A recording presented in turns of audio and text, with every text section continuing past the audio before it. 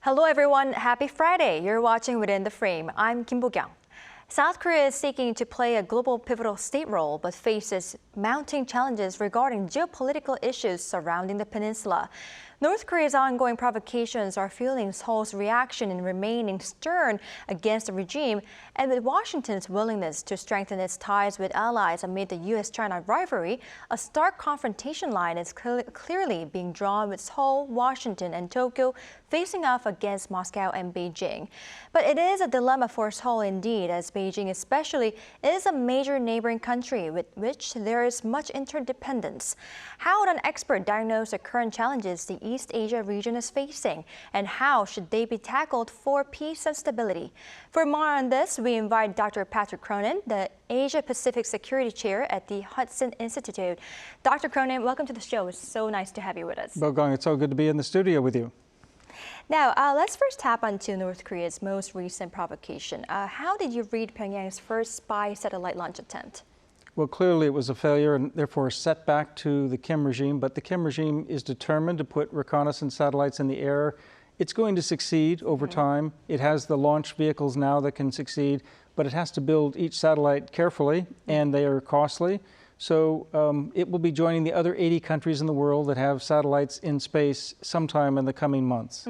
Right. Now, recently, Japanese Prime Minister Fumio Kishida showed his eagerness to meet with North Korean leader Kim Jong-un without any conditions. And North Korea said that there's nothing preventing the two nations from meeting each other if Japan makes a new decision of a broader perspective of recognizing each other. What is North Korea urging for, and what do you believe is the hidden intentions behind such words? Well, I don't believe that North Korea is sincere in this case. I think North Korea is simply trying to show that it appears open to diplomacy when in fact it doesn't. It's also trying to signal to South Korea that it would rather talk to Japan than to South Korea at the moment. Right.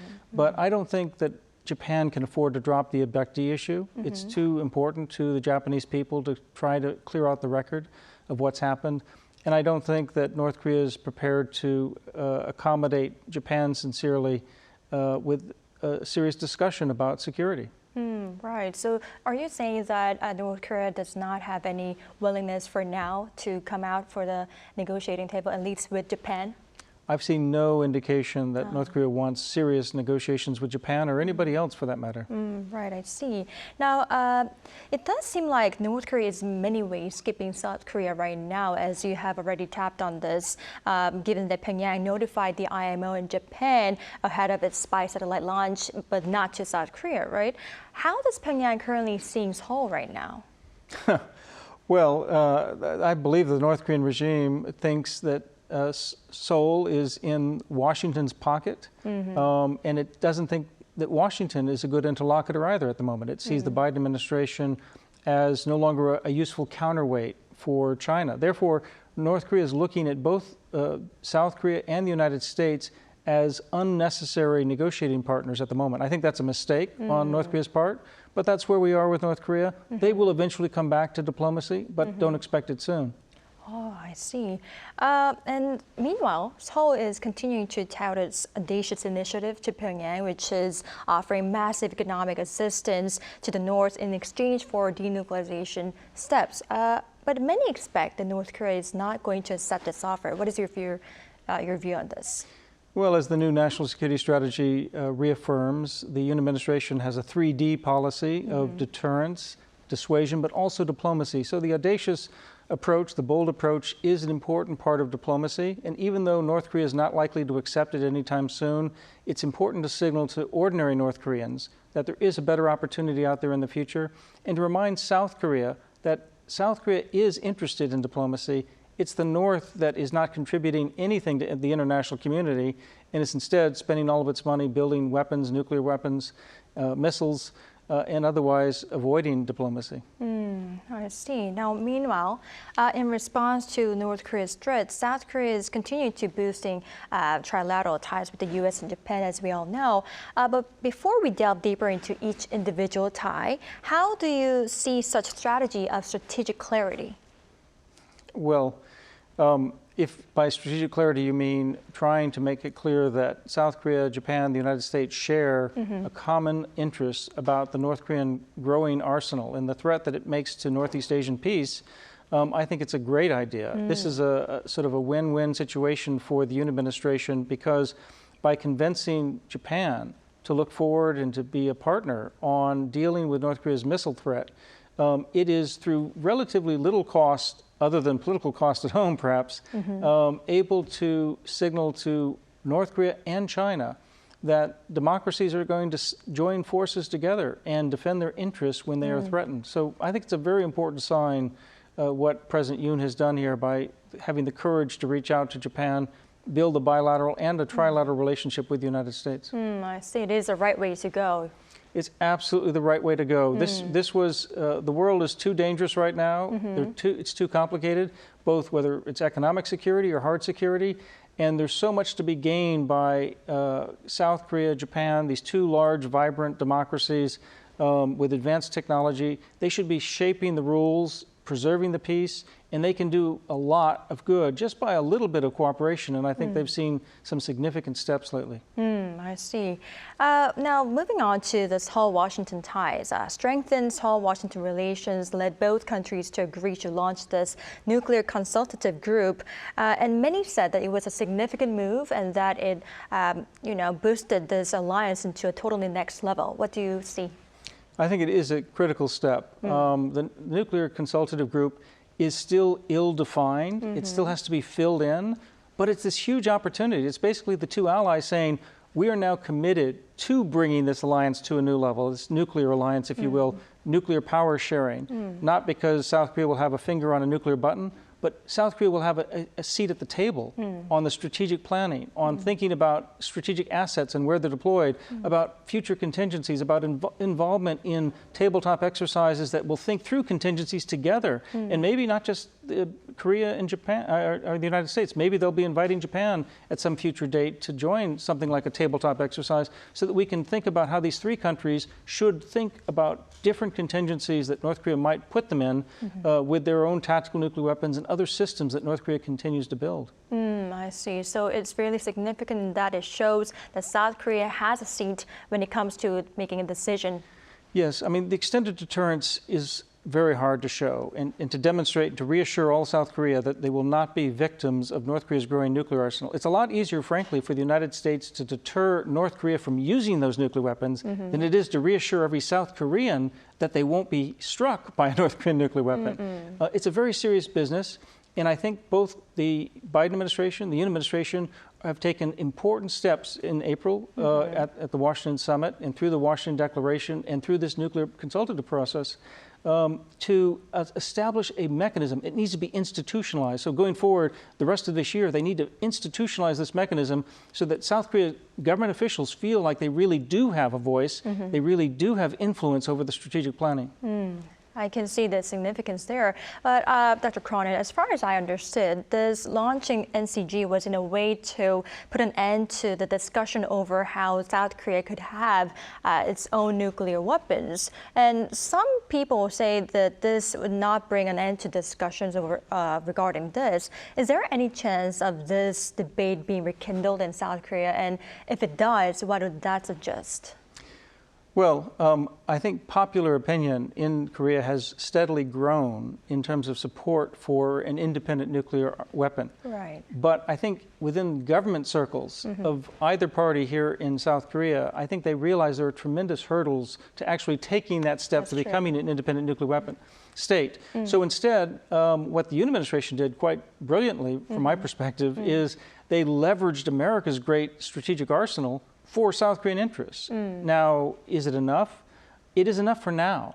But the United States now, along with South Korea, must demonstrate that it's a serious mechanism.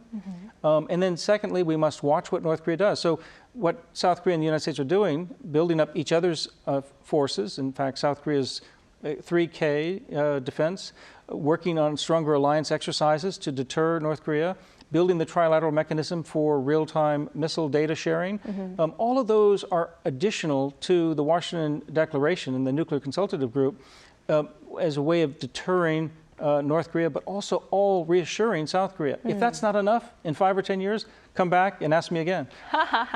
All right. Now, moving on to the ties with Japan. South Korea and Japan, in many ways, are putting efforts to normalize their bilateral ties. And most recently, they even agreed not to make an issue of this radar lock-on dispute that was from 2018.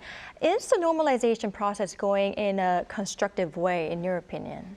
Well, it's definitely constructive. How fast is it moving? I think trilaterally, it's definitely moving. Bilaterally, there's been some steps that have been taken by Japan and Korea that do suggest that it's on the right path. We go back to 2018, that radar lock-on incident. I blame my own country in part for that, not using the political will to step in with our two key allies in Northeast Asia and say, look, we're going to all be adults about this. We don't agree on the facts, doesn't matter. We're going to agree on the rules of the road going forward. What should happen when Japan is operating in international waters? What should happen when Korea is trying to patrol its waters and airspace? And what are the procedures that if there is an escalation or perceived escalation, how will we de-escalate? That could have nipped this in the bud early on, but it didn't happen. We let it fester, we let it grow, and it grew out of control. But now it's back on track. So this is a lot of progress right now that I think President Yoon deserves the most credit here by taking the courageous step of insisting on with Prime Minister Kishida that they look forward. And I think President Biden gets a lot of credit by saying, I'm going to be putting my own political capital on the table too. And I think he's done a lot of that. So, and I think this trilateral summit that we'll probably see in Washington, perhaps after the NATO summit in July, will be that would be the first time ever that these three leaders came together for this trilateral cooperation on its own merits, not on the margins of some other meeting. I see. But you see, there are still thorny issues left between Japan and South Korea right now that needs to be tapped onto. And so how do you believe each country should see each other to, become more reliable partners? Well, education, understanding, enlarging the circle of people whose voices are heard on this process, not rushing to judgment. All of these are important for cordial relations with neighbors, period. I can't fix history. We're not trying to rewrite history. We're trying to actually preserve history and make sure we understand it better and learn from it. But I think the genius of what President Yoon's doing and what I think Prime Minister Kishida has now picked up on is that these two countries can now actually move forward together, look forward together and saying, how are we going to tackle North Korea's growing arsenal? How are we going to deal with economic coercion? How are we going to deal with technology as it sort of spins out of control almost? We should be shaping the rules together. We need to be. And we also need to be influencing our friend, the Americans. So they share some common interests. And when you focus the cooperation on shared interests, you can see how this can be like strong footholds climbing up a cliff. It's hard, but there's some sure footholds there, and they can really make some progress. Right. What matters is that, right? But perhaps in response to strengthening those trilateral ties, recently Chinese and Russian military warplanes entered South Korea's Cadiz without prior notice. And I know that it wasn't the first time they have done so, but it seems that it could have much more significant meaning considering the tensions on the peninsula much heightened than ever. What message do you believe they were trying to send? Well, I mean, you're right to say that this is not the first time that China and Russia have entered into the Korean Air Defense Identification Zone, or the Japan Air Defense Identification Zone for that matter. And as a result, they are trying to signal that they want to control the security movements and developments of this region. They're not happy with the direction of Korea policy, and they're not happy with the direction of Japan or the U.S. policy either, for that matter. And they would love to change our intention of strengthening this trilateral cooperation, strengthening the alliance network, and make you think otherwise. But I think under the Yoon administration, and as seen in the new national security strategy, speaking forthrightly about Korean interests and speaking up for Korean values, including the rule of law and a rules-based system, is of interest to ordinary Korean people. Because if we allow China and Russia to push their neighbors around, but because of their own power interests, not because of the rule of law, that's unacceptable. So it's important for us not to overreact to flying into the K2s, but at the same time, it's important to not be deterred from building up Korean interests in defenses and cooperation with its neighbors. It's important not to be deterred to strengthen and boost the trilateral relations. Now, moving on to the most recent UNSC meeting, we could again see how China and Russia's veto power was against Washington's attempt to, impose fresh sanctions on North Korea and so on. But many watchers say the ties between China and North Korea is very fragile, and that North Korea has long been considered as more of a liability than of an actual help to China. So at what point would China no longer be able to support North Korea? Well, I mean, you're right. There are not many countries around the world saying, boy, I wish I had North Korea as an ally. But at the same time, China doesn't want to see North Korea fail. It doesn't want to see Russia fail. And that is an important objective. So China may not support everything North Korea does, but it's not going to show us what it doesn't support. It's not going to undermine North Korea openly unless it crosses literally to the vital interests of China. It needs North Korea as a buffer state, and it wants mostly on the Korean Peninsula to use North Korea as an obstacle for U.S. power and for U.S. ally power. So North Korea has a lot of leeway right now because of the great power rivalry between the U.S. and China and because of the rivalry over the Russian war in Ukraine. And it's using those and it's exploiting that leverage right now that it has. And you see that in a lot of the rhetoric coming out of North Korea right now that seems to parrot the Chinese talking points or the Russian talking points. So China's not going to write North Korea off that quickly. So as long as North Korea could play as a buffer zone on the peninsula, China would not be able to abandon North Korea. Essentially, that's it. Right now, it's got a lot of leeway to run, and it's using it. I see. Now, since you already tapped on the U.S. China rivalry, what's also affecting the tension on the peninsula is just that. And tension between them is very high right now, and it seems Beijing is showing this sort of an assertiveness on certain core interests. What are they? Well, I think we see Chinese assertiveness on just about everything, to be honest. Just about everything. But yes, some things matter more than others. Core of core, that's Taiwan. Right. So when South Korean President Yoon reiterates something that the G7 countries have said, the EU countries, Japan, other allies have said, that the peace and security across the Taiwan Strait is a global security issue because it has implications not just locally but globally. That's a statement of fact. But China does not want to see the internationalization of the Taiwan issue. It wants to kind of claim it as an internal domestic issue that's been settled. It hasn't been settled. Those are international waters. Korea was right to speak up, and it should continue to have its voice heard in the international community and not be bullied by China. Right. Well, still China's main goal up until now, as far as I understand, is to develop its national strength. And in the meantime, both, I believe, will, by both, I mean U.S. and China, they will try their best to maintain a favorable relationship. However, when the time comes and the Beijing strength does become a par with Washington's, I don't know if that will come in the future or not, but in that case, how could the power struggle between those two countries develop into? Well, there are books that are being written almost every month on that issue, and it's complicated. Coming out of the Shangri-La Security Dialogue in Singapore recently, we saw China rebuff the American Secretary of Defense and the U.S. administration from direct military to military talks. That's a mistake, and I think the region sees it's a mistake. However, China has been now taking steps to allow the diplomatic talks to grow, and we're going to see, in all likelihood, in the coming weeks, Secretary of State Blinken visit China, have meetings with top officials, whether it's Xi Jinping or not, we'll see. They haven't determined that.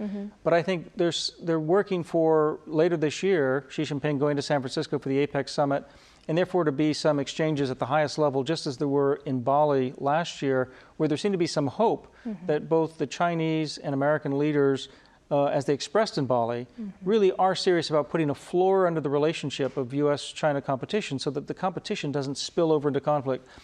But that sincerity needs to be matched on the military side with dialogue if we're going to avoid incidents like the near collision in the Taiwan Strait from inadvertently leading to a conflict. So I'm hopeful that we are going to see, if not a thaw in the relationship, at least some improved diplomatic discussion that deepens. But we need to go further, and I think, again, both Beijing and Washington see that. Right. I mean, if improved, it would be very nice to see. But since the tension is still going on, I'd like to ask you how South Korea needs to position itself amid this, U.S. China rivalry. Well, when the South Korean government put out its Indo-Pacific strategy at the end of last year, it made it clear this was an independent strategic approach to the region. On the one hand, it saw an inclusive region. It saw China as a natural partner, something that, for instance, the Europeans talk about. But at the same time, it said we're not going to be afraid of speaking up when we think the rules are not being obeyed or if we think our values are being ignored. And I think there's a balance there for Korea to play, both the independent role, the inclusive role of making sure that not trying to broker a peace between the United States and China, but also not running away from issues that it finds antithetical against its own interests. So the balancing act that Korea has to play, all countries have to play. And if you're going to be a middle power or a global pivotal state, you're going to have some tough choices to make. Tough choices to make. All right. Well, as much as I'm interested in international politics, especially in East Asian region, I'd like to ask many more questions to our Dr. Cronin, but unfortunately, this is all the time we have for today's edition. Thank you for your insights and for your time. We really appreciate it. Thank you. All right, that's all for Within the Frame tonight. We'll be next Monday with more in-depth stories. Thank you for watching. Enjoy the weekend and goodbye.